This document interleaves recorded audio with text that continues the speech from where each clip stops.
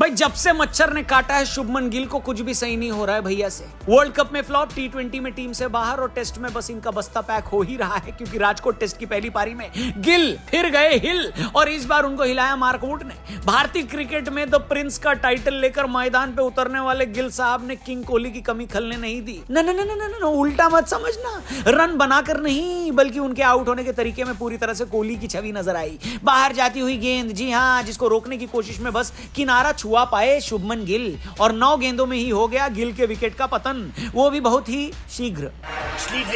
Hello hi नमस्कार, crico देख रहे हैं आप। रोहित भैया ने कर दिया चमत्कार और उनके साथ कार्य में जुटे जडेजा भाई को भी लेट लेट के नमस्कार, क्योंकि अगर ये दोनों पहले दिन क्रीज पर न टिकते तो ऊपर वाले की कसम ग्राउंड पर शायद ही कोई दर्शक टिकता, क्योंकि 33 पर 3 विकेट खोकर टीम इंडिया के टॉप ऑर्डर की हालत वैसे ही दयनीय हो गई थी भाई साहब। बात होगी यहाँ पर प्रिंस गिल की, जो इस समय रनों के मामले में प्रिंस कम फकीर ज्यादा लग रहे हैं। बात तो सही है।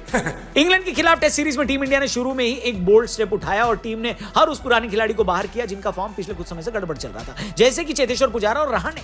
मगर अब जब 5 मैचों की सीरीज में से 2 मैच गुजर चुके हैं और तीसरा चालू है, तो फैंस को फील हो रहा है कि कहीं 2 अनुभवी खिलाड़ियों को टीम से अलग करके इन्होंने गलती तो नहीं कर दी। आपको क्या लगता है, अगर टीम में रहाणे या पुजारा या दोनों होते तो टीम इंडिया की बैटिंग लाइनअप और मजबूत होती क्या? खासकर तब जब टीम में विराट कोहली जैसा बल्लेबाज नहीं है।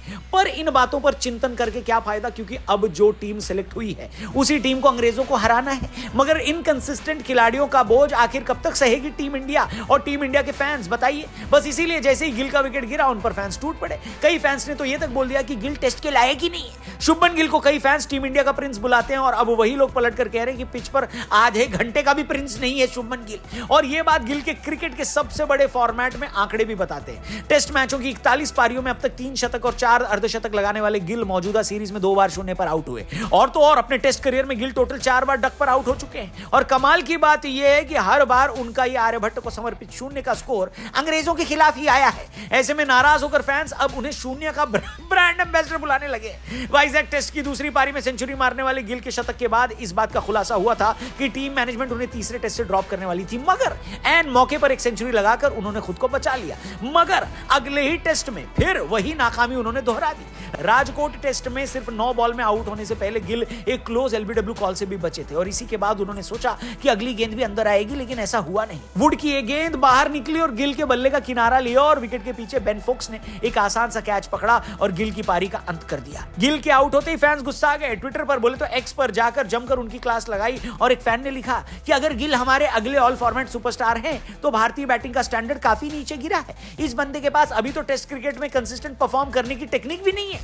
एक और फैन ने गिल को डोमेस्टिक क्रिकेट खेलने की सलाह दे दी और कहा कि गिल को मूव करती हुई गेंदों के सामने अपनी टेक्निक बेहतर करने की जरूरत है और साथ ही उन्हें कुछ डोमेस्टिक मैच खेलने की भी जरूरत है। लेकिन अब क्वेश्चन ये है कि गिल व्हाइट बॉल में तो अच्छी बल्लेबाजी करते हैं, रेड बॉल में क्या हो जाता है भैया? इस सवाल का जवाब पूर्व मुख्य कोच अनिल कुंबले ने दिया। उनने गिल को अपनी बल्लेबाजी में सुधार करने के लिए टीम इंडिया के मौजूदा कोच राहुल द्रविड़ और रेड बॉल क्रिकेट के बेहतरीन बल्लेबाजों में शुमार चेतेश्वर पुजारा की मिसाल दी। उन्होंने कहा कि वो इन 2 दिग्गजों से सीख सकते हैं। कुंबले ने कहा कि गिल पर दबाव बढ़ गया है और वो स्ट्राइक रोटेट नहीं कर पाए। उसे सीखना होगा कि अगर वो 3 नंबर पर बैटिंग करना चाहता है तो उन्हें स्ट्राइक रोटेट करनी ही होगी। 24 साल की इस यंग बल्लेबाज की साउथ अफ्रीका के खिलाफ 2 मैचों की टेस्ट सीरीज में भी ऐसी कहानी थी। टीम मैनेजमेंट द्वारा उन्हें नंबर 3 का स्लॉट दिए जाने के बाद से उनका फॉर्म गिर गया है। शुभमन ने खुद नंबर 3 पर बैटिंग की मांग की थी, लेकिन हाल फिलहाल में टेस्ट टीम में अपनी जगह के साथ वो न्याय नहीं कर पाए। ऐसे में अब अगले टेस्ट में क्या गिल को प्लेइंग 11 में रखा जाएगा क्या?